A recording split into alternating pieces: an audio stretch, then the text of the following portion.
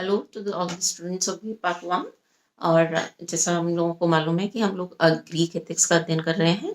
और इससे पहले वाला जो लेक्चर था उसमें हमने जो प्रीवियस लेक्चर्स थे उनमें हमने उसका ब्रीफ हिस्ट्री देखी थी। और उसके बाद हमने देखा था कि भाई इनके नैतिक सिद्धांत जो हैं वो कब से इनकी शुरुआत होती है। तो वो हमने बताया था 500 बीसी के करीब। और जो फर्स्ट ग्रुप ऑफ थिंकर्स जिन्होंने नैतिक दर्शन के बारे में बात करी वो सोफिस्टिक कहलाए थे, है ना। जो सोफिस्ट जो है वो एक विचारकों का समूह है जिनको कि सोफिस्ट कहा गया।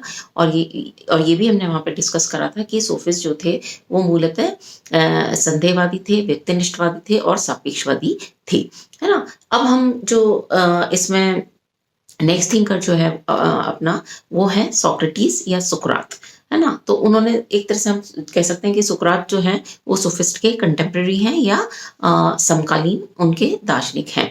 लेकिन जहां हम देखते हैं कि जैसे जो सोफिस्ट थे वो तो व्यक्तिनिष्ठवादी थे, सापेक्षवादी थे। लेकिन सुकरात जो है वो इन सोफिस्टों के इन विचारों से एग्री नहीं करते, डिसएग्री करते हैं। और वो मतलब नैतिक सिद्धांतों में एक तरह से हम कह सकते हैं कि सुकरात के विचार में नैतिक सिद्धांत वे नैतिक सिद्धांत मान्य नहीं हैं जो सापेक्षतावादी हों या व्यक्तिनिष्ठवादी हों, क्योंकि उनके अनुसार मनुष्य के होने के नाते ऐसे नैतिक सिद्धांतों की आवश्यकता है जो सभी व्यक्तियों पर सामान्य रूप से लागू हो सके। ठीक है, तो ये जो बेसिक डिफरेंस आता है between the ethical views of Socrates and sophist.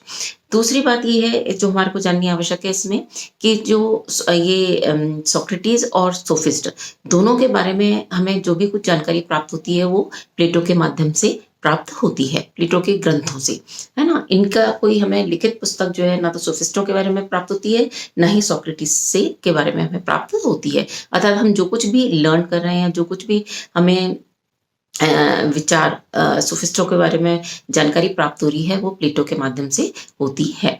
दूसरी बात इसमें ये है कि जहाँ तक और इनमें हम देखें कि किस प्रकार से सोफिस्ट मतलब एक्चुअली ये तो जैसे जो एथिकल व्यूज जो हैं वो डेवलप हो रहे हैं, है ना। सोफिस्टों ने अपने विचार रखे और उसके बाद से सुकरात कैसे उनसे किन बातों पे एग्री कर रहा है या किन बातों पे डिसएग्री करता है, इस तरह से जो एथिकल व्यूज हैं वो उस एरा में डेवलप हुए हैं। तो दूसरी बात इसमें देखें कि जैसे जहाँ तक सोफिस्टों की बात अपन करते हैं तो जो सोफिस्ट हैं वो इसको दर्शन को किसका माध्यम मान रहे हैं, दर्शन को वो माध्यम मान रहे हैं एक सफल, जैसे ये हमने प्रीवियस लेक्चर में भी पढ़ा था कि उनका तो मुख्य ध्येय ये था कि किस प्रकार से व्यक्ति जो है एक सफल व्यवहारिक जीवन व्यतीत कर सकता है ना। तो उनका तो सोफिस्टों के विचार में तो जो दर्शन का मुख्य कार्य ये है वो कि व्यक्ति अपने जीवन में किस प्रकार से व्यक्तिगत सफलता हासिल कर सकता है, इस पे उनका जोर था और इसको ही वो दर्शन का उद्देश्य स्वीकार करते थे। लेकिन जो सोक्रेटिस पे आते हैं हम, तो सोक्रेटिस जो है वो दर्शन को इस रूप में ना देखकर, और वो तो कहता है कि जो दर्शन का मुख्य उद्देश्य जो है वो बेसिकली सत्य की खोज करना है। ये बात उसने सोक्रेटिस ने कही है। और इनफैक्ट सोक्रेटिस ने जैसे उसके हम और आगे विचारों को जाने तो वो कहते हैं कि हमारा सबका ही जो ज्ञान है वो जीवन और जगत के बारे में बहुत ही नितांत हम अनभिज्ञ हैं। सुकरात के अनुसार हम जब भी उस पर अगर हम जीवन से संबंधित प्रश्नों पे, जगत से संबंधित प्रश्नों पर विचार करें तो हम बिल्कुल अज्ञानी प्रतीत होते हैं, है ना। तो इसीलिए जो ये था सोक्रेटिस था उसके लिए वो ज्ञान की समस्या बहुत ज़्यादा इम्पोर्टेंट थी और उसने ज्ञान को अत्यधिक महत्व दिया। अब जहाँ तो अब उनके नैतिक सिद्धांत, स्पेसिफिकली उनके नैतिक सिद्धांत की बात करें तो जो उनका नैतिक सिद्धांत है वो कहलाता है ज्ञान ही सद्गुण है, अर्थात नॉलेज इज वर्च्यू। अर्थात एक तरह से उन्होंने ज्ञान और सद्गुण को इक्वेट कर दिया है, अर्थात जो ज्ञानी है वो सद्गुणी होगा ही होगा, ये इसका इम्प्लीकेशन हम मान सकते हैं। अब इसमें अब भाई जैसे उन्होंने तो अपना स्टेटमेंट दे दिया या कथन सुकरात ने दे दिया कि ज्ञान ही सद्गुण है, तो लेकिन इससे तात्पर्य क्या निकलता है ना। तो ज्ञान से क्या इम्प्लीकेट करना चाहते हैं, वो क्या तात्पर्य है उनका जब वो ज्ञान को सद्गुण के साथ इक्वेट करते हैं। तो ज्ञान से यहाँ पे जो सुकरात का मंतव्य है वो ज्ञान से तात्पर्य ये नहीं है कि केवल मात्र तथ्यों की जानकारी जो है वो ज्ञान के अंतर्गत वो स्वीकार नहीं कर रहे हैं। ज्ञान से तात्पर्य क्या है यहाँ पे? सुकरात के अनुसार सत्य असत्य, शुभ अशुभ, उचित अनुचित, न्याय अन्याय, इसमें जो भेद का ज्ञान है वो ज्ञान का आधार है। merely collection of facts or the collection of the data is not knowledge according to Socrates. तथ्यों को एकत्रित करना या कोई सूचनाएं प्राप्त करना, उसको वो ज्ञान की श्रेणी में स्वीकार नहीं कर रहा। वो ये कह रहा है कि अगर आप सत्य और असत्य को, उचित और अनुचित को में कोई एक दूसरे से भेद कर सकते हो तो आप ज्ञान उसको वो ज्ञान की श्रेणी में रख रहा है। और इनफैक्ट जैसे हमने कहा कि भी ज्ञान अर्थात मतलब जैसे ज्ञान ही सद्गुण है, इसको और अपन एक्सप्लिकेट करें और इसको तात्पर्य को जानना चाहें तो वो कहना चाह रहे हैं कि भाई जैसे जो सद्गुणी है, मतलब जो जिसमें कि विवेक है, साहस है, संयम है, न्याय है, तो वो ज्ञानी तो होगा ही होगा, है ना। तो ये उनका सद्गुण और ज्ञान को इक्वेट करने का तात्पर्य अपन निकाल सकते हैं।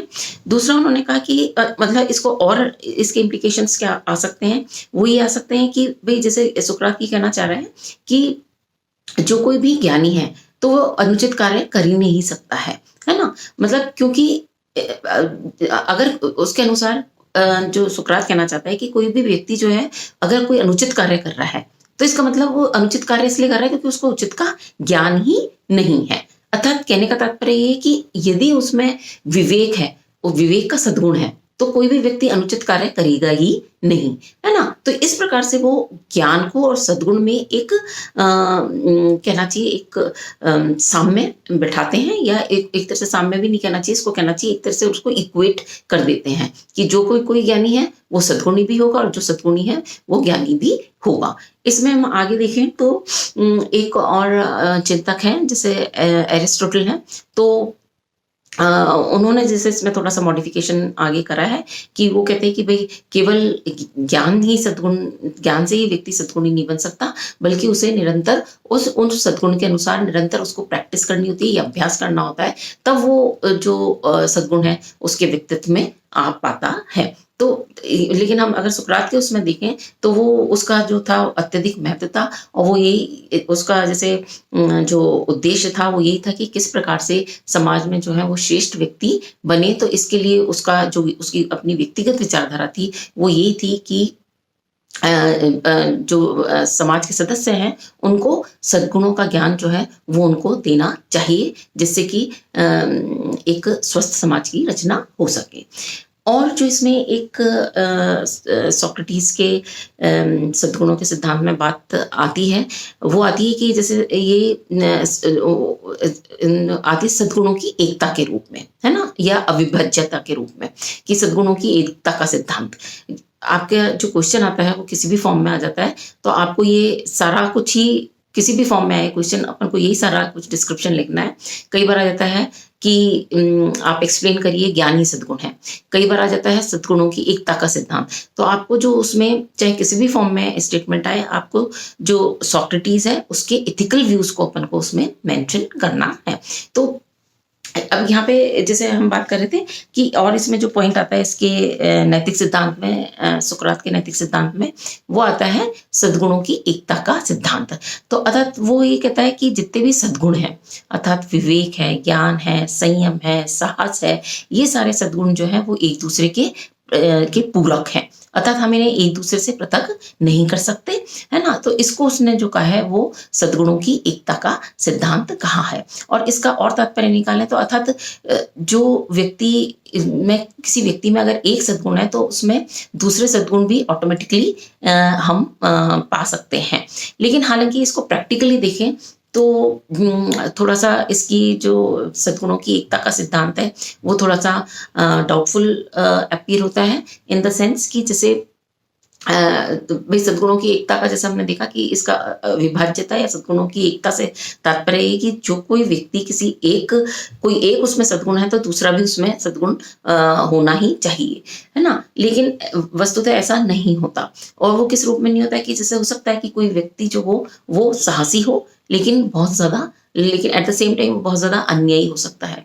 या कोई व्यक्ति हो सकता है कि जो बहुत ज़्यादा विवेकी हो, अर्थात उसमें विज़डम हो, विवेक हो, लेकिन वो संयम उसमें ना हो, असंयमी हो।